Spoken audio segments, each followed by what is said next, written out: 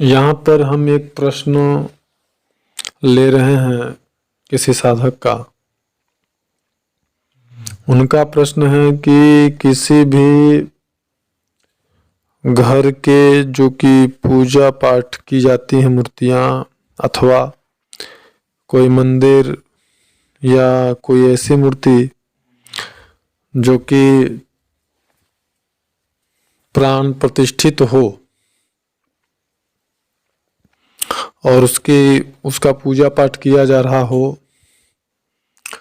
तो ऐसी मूर्तियों में क्या प्रेत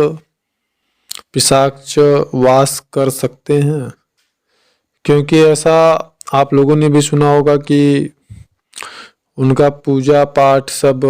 भूत पिशाच लेते हैं और जाप की ऊर्जा को, पूजा पाठ की ऊर्जा को भूत पिशाच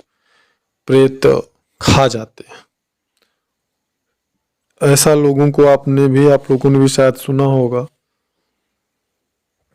और ऐसा होता भी है। लेकिन होने का जो कारण है उसको समझना होगा। सबसे पहली बात तो जो प्रश्न है कि किसी भी मूर्ति में जो प्राण प्रतिष्ठित हो, जिसका पूजा पाठ होता हो, ऐसे किसी मूर्ति में क्या भूत पिशाच प्रेत निवास कर सकते हैं? तो बिल्कुल नहीं। किसी भी प्राण प्रतिष्ठित मूर्ति में या फिर वो जो है कहीं भी वो मूर्ति स्थापित हो, चाहे आपके घर के पास हो या घर की दिव्य शक्तियों की मूर्ति हो, उसमें प्रेत पिशाच कदापि निवास नहीं कर सकते हैं। यदि वह मूर्ति प्राण प्रतिष्ठित है तो उस मूर्ति में कोई भी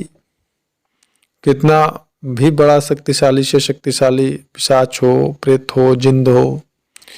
मसानी हो, वो निवास नहीं हो सकता उनका।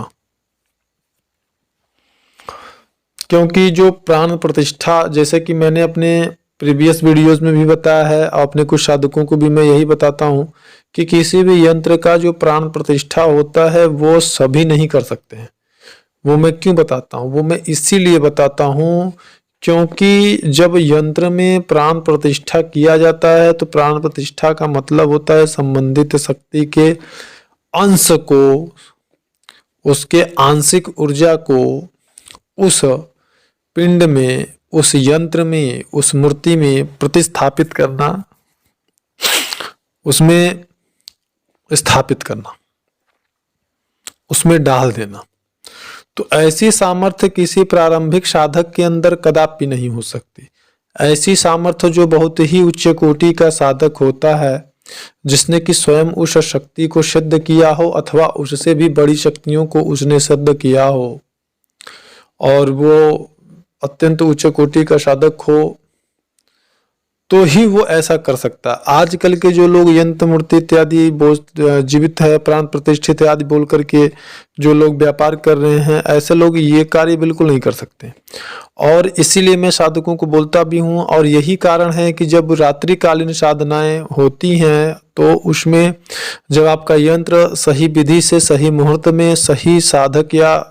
गुरु के द्वारा प्रतिष्ठित नहीं होती है, प्राण प्रतिष्ठित नहीं होती है, तो ऐसे साधकों को जो कि रात्रिकालीन साधनाएं करते हैं, तो फिर ऐसे साधकों को बुरी शक्तियां सिद्ध हो जाती हैं और उनकी जिंदगी को वो नर्क बना देती। इसलिए ही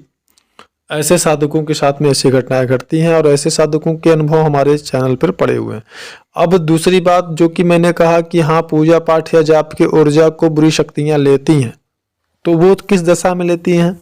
पूजा पाठ या मंत्र जाप की ऊर्जा को बुरी शक्तियां तब ले पाती हैं जबकि आप जाप अशुद्ध रूप से करते हैं, मंत्रों का उच्चारण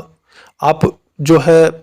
सही लय में नहीं करते हैं, शुद्ध रूप से उनका उच्चारण नहीं करते हैं। ऐसी स्थिति में आपके द्वारा जाप किए गए मंत्र का जो ऊर्जा होता है वो बुरी शक्तियां भक्षण उसका करती हैं। अथवा यदि आप कोई हवन कर रहे हैं, हवन में यदि आपने मंत्र का उच्चारण आपके अशुद्ध है, आप सही मंत्र का उच्चारण नहीं करते हैं और गलत लय में या अपवित्र तरीके से या अपवित्र सामग्रियों के द्वारा आप यदि हवन करते हैं तो ऐसी स्थिति में आपके हवन भाग को, हवन प्रसाद को, जो कि कहा जाता है कि जो दिव्य शक्तियां होती हैं वो स्थूल पदार्थ को तो ग्रहण नहीं कर पाती हैं। ज्यादातर जो उच्च कोटि के साधक होते हैं वही वो स्थूल पदार्थ में से सूक्ष्म पदार्थ को निकाल करके और दिव्य शक्तियों को अर्पित करने में सक्षम होते हैं और उन्हीं के द्वारा अर्पण किए गए प्रसाद को ही वो दिव्य शक्तियां ग्रहण करती हैं। अथवा सामान्यतया जिस प्रकार से लोग पूजा पाठ करते हैं सांसारिक रूप से सभी लोग, तो सामान्य रूप से उन स्थूल पदार्थों को वो दिव्य शक्तियां ग्रहण नहीं कर पाती। लेकिन जब आप हवन करते हैं तो हवन से जो सुगंध निकलता है, जिस भी पदार्थ या जिस भी प्रकार से आप हवन करते हैं जिन भी सामग्रियों के द्वारा, तो उन सामग्रियों से प्राप्त जो हवन भाग होता है, प्रसाद होता है, सुगंध होता है, उसे ही यह दिव्य शक्तियां ग्रहण करती हैं। लेकिन ऐसी स्थिति में जबकि आप हवन में जो मंत्र आपका होता है या विधान जो विधि विधान शास्त्रगत है, अथवा जो कि आप की शुद्धता है, अगर आप अपवित्र तरीके से हवन करते हैं, गलत मंत्र उच्चारण करते हैं, गलत विधि से करते हैं,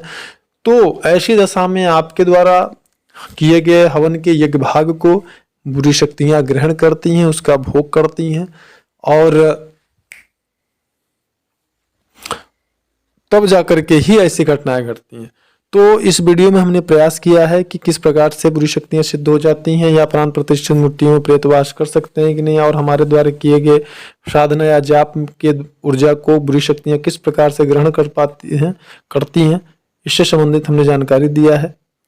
और उम्मीद करते हैं आपको समझ में आएगा। अगर समझ में आए तो लाइक करें और शेयर करें। धन्यवाद।